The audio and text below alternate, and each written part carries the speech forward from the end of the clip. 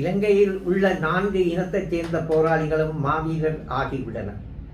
எமது போராட்டத்தின் நியாயத்தன்மையை உணர்ந்தே இறுதி யுத்தம் வரை உறுதியுடன் போராடியுள்ளனர். இந்த மாவீரர்களின் பெற்றோர்களும் கௌரவிக்கப்பட வேண்டியவர்களே. வருடா வருடம் இந்த விடயம் தொடர்பாக நான் வலியுறுத்தி வருகிறேன். குறிப்பாக 2022ஆம் ஆண்டு மாவீரர் நாளில் கனகபுரம் துயிலும் இல்லத்தில் எழுத்து மூலமாக நான் விடுத்த வேண்டுகோள் புறந்தள்ளப்பட்டுள்ளது. கடந்த ஆண்டு 3 மாவீரர்களின் அன்னையான சிங்கள பெண்மணி துயிலுமில்ல வாசலில் அவமானப்படுத்தப்பட்டு திருப்பி அனுப்பப்பட்டமை ஒரு மாவீரரின் தந்தை என்ற வகையில் தாங்கோனா துயரத்தை ஏற்படுத்தியது. 4 இனத்தவர்களின் நீயத்தாலும் கட்டியெழுப்பப்பட்ட போராட்டம் என்ற தலைப்பில் கடந்த 23ஆம் தேதி உதயன் சஞ்சீவியில் வெளிவந்த நான் எழுதிய கட்டுரையின் பிரதிகளை கிளிநொச்சி ஜெயந்தி நகரில் நடைபெற்ற நிகழ்வில் கலந்து கொண்ட மாவீரர்களின் பெற்றோர் உறவினர்களிடம் வழங்கினேன். எனது எதிர்பார்ப்பின் நியாயத்தை அவர்கள் ஏற்றுக்கொண்டனர். எனவே கடந்த 6 வருடங்களாக நான் விடுத்த அதே வேண்டுகோளை நேற்று 24/11/2025 கரைச்சி பிரதேச சபையின் தவிசாளர் வேளமா லிகிதனிடம் அவரது பணிமனையில் நினைவுபடுத்தினேன். அத்துடன் சிங்கள முஸ்லிம் மாவீரர்களின் நினைவாக உங்களது நிலைப்பாடு என்ன என்று கேட்டேன். ஏனெனில் இவர் 2022ஆம் ஆண்டு மாவீரர் நாள் காலப்பகுதியில் அடுத்த ஆண்டு கட்டாயம் ராமநாதபுரம் பகுதியைச் சேர்ந்த வீரவங்கை ரமேஷின் பெற்றோர் கௌரவிக்கப்படுவார்கள் என உறுதிமொழி வழங்கியவர். தற்போது அவரது பதில் எனக்கு ஆச்சரியம் அளித்தது. புலம்பெயர் உறவுகள் சிங்கள முஸ்லிம் மாவீரர்களின் பெற்றோர்களை கௌரவிப்பது குறித்து கடும் சினத்துடன் ஆட்சேபிக்கின்றார்கள் என்பதே இப்பதில். தவறான புரிதல் இது.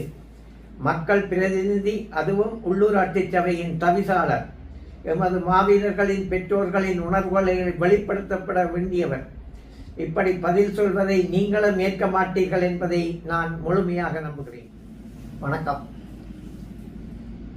எனது அன்புக்குரிய புலம்பெயர் உறவுகளே, தாயகத்தை பிரிந்து வாழ்ந்திருந்தாலும் எப்போதும் அதன் விடிவுக்காகவும் மாவீரர் நினைவுகளை கௌரவிக்கவும் தாங்கள் ஆற்றி வரும் பணிகளை உணர முடிகிறது. அதற்காக தாயக மக்கள் சார்பில் மனப்பூர்வமாக நன்றியறிதலை தெரிவித்துக் கொள்கிறேன். மாவீரர் அறிவுகளின் தந்தையான முத்துக்குமார் மனோகர் ஆகிய நான். இலங்கையில் உள்ள 4 இனத்தைச் சேர்ந்த போராளிகளும் மாவீரர் ஆகிவிட்டனர். எமது போராட்டத்தின் நியாயத்தன்மையை உணர்ந்தே இறுதி யுத்தம் வரை உறுதியுடன் போராடியுள்ளனர். இந்த மாவீரர்களின் பெற்றோர்களும் கௌரவிக்கப்பட வேண்டியவர்களே. வருடா வருடம் இந்த விடயம் தொடர்பாக நான் வலியுறுத்தி வருகிறேன். குறிப்பாக 2022ஆம் ஆண்டு மாவீரர் நாளில் கனகபுரம் துயிலும் இல்லத்தில் எழுத்து மூலமாக நான் விடுத்த வேண்டுகோள் புறந்தள்ளப்பட்டுள்ளது. கடந்த ஆண்டு 3 மாவீரர்களின் அன்னையான சிங்கள பெண்மணி துயிலுமில்ல வாசலில் அவமானப்படுத்தப்பட்டு திருப்பி அனுப்பப்பட்டமை ஒரு மாவீரரின் தந்தை என்ற வகையில் தாங்கோனா துயரத்தை ஏற்படுத்தியது. 4 இனத்தவர்களின் நீயத்தாலும் கட்டியெழுப்பப்பட்ட போராட்டம் என்ற தலைப்பில் கடந்த 23ஆம் தேதி உதயன் சஞ்சீவியில் வெளிவந்த நான் எழுதிய கட்டுரையின் பிரதிகளை கிளிநொச்சி ஜெயந்தி நகரில் நடைபெற்ற நிகழ்வில் கலந்து கொண்ட மாவீரர்களின் பெற்றோர் உறவினர்களிடம் வழங்கினேன். எனது எதிர்பார்ப்பின் நியாயத்தை அவர்கள் ஏற்றுக்கொண்டனர். எனவே கடந்த 6 வருடங்களாக நான் விடுத்த அதே வேண்டுகோளை நேற்று 24/11/2025 கரைச்சி பிரதேச சபையின் தவிசாளர் வேளமா லிகிதனிடம் அவரது பணிமனையில் நினைவுபடுத்தினேன். அத்துடன் சிங்கள முஸ்லிம் மாவீரர்களின் நினைவாக உங்களது நிலைப்பாடு என்ன என்று கேட்டேன். ஏனெனில் இவர் 2022ஆம் ஆண்டு மாவீரர் நாள் காலப்பகுதியில் அடுத்த ஆண்டு கட்டாயம் ராமநாதபுரம் பகுதியைச் சேர்ந்த வீரவங்கை ரமேஷின் பெற்றோர் கௌரவிக்கப்படுவார்கள் என உறுதிமொழி வழங்கியவர். தற்போது அவரது பதில் எனக்கு ஆச்சரியம் அளித்தது. புலம்பெயர் உறவுகள் சிங்கள முஸ்லிம் மாவீரர்களின் பெற்றோர்களை கௌரவிப்பது குறித்து கடும் சினத்துடன் ஆட்சேபிக்கின்றார்கள் என்பதே இப்பதில். தவறான புரிதல் இது. மக்கள் பிரதிநிதி, அதுவும் உள்ளூராட்சி சபையின் தவிசாளர். எமது மாவீரர்களின் பெற்றோர்களின் உணர்வுகளை வெளிப்படுத்தப்பட வேண்டியவர். இப்படி பதில் சொல்வதை நீங்களும் ஏற்க மாட்டீர்கள் என்பதை நான் முழுமையாக நம்புகிறேன். இவரது பதிலை தொடர்ந்து உடனடியாக யாழ்ப்பாணம் விரைந்த நான் கட்சித் தலைவர் CVK சிவஞானத்தை சந்தித்து விடயத்தை சொன்னேன். எமது போராட்டத்தின் நியாயத்தன்மையை உணர்ந்து கொண்டு விடுதலை போரில் அகுதியானோரின் பெற்றோர் நிச்சயம் மதிப்பளிக்கப்பட வேண்டியவர்களே என அவர் பதிலளித்தமை ஆறுதலாக இருந்தது. நடந்த விடயங்களை கேட்டு மனம் வருந்திய அவர் இந்த கௌரவிப்புகள் ஏற்கனவே நடந்திருக்க வேண்டும் என குறிப்பிட்டார்.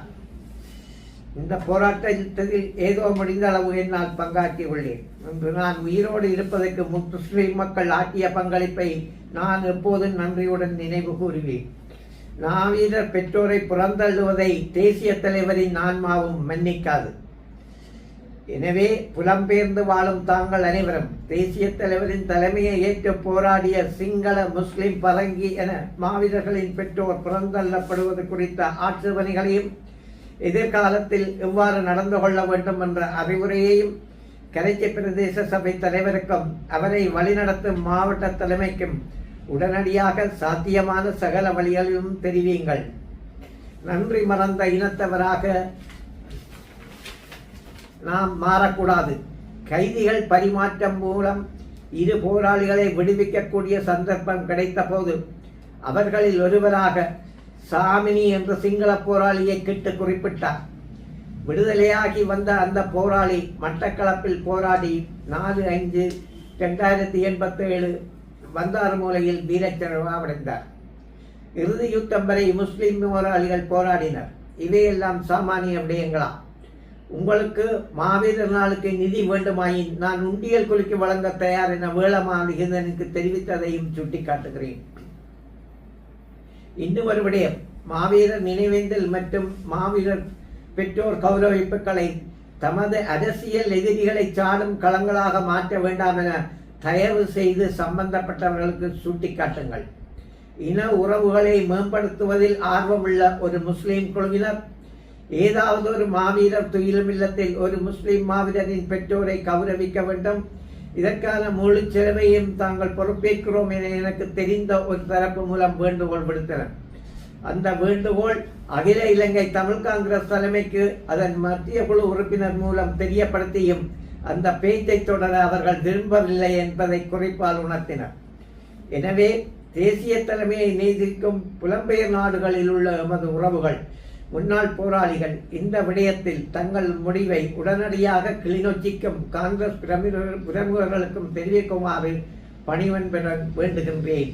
நன்றி.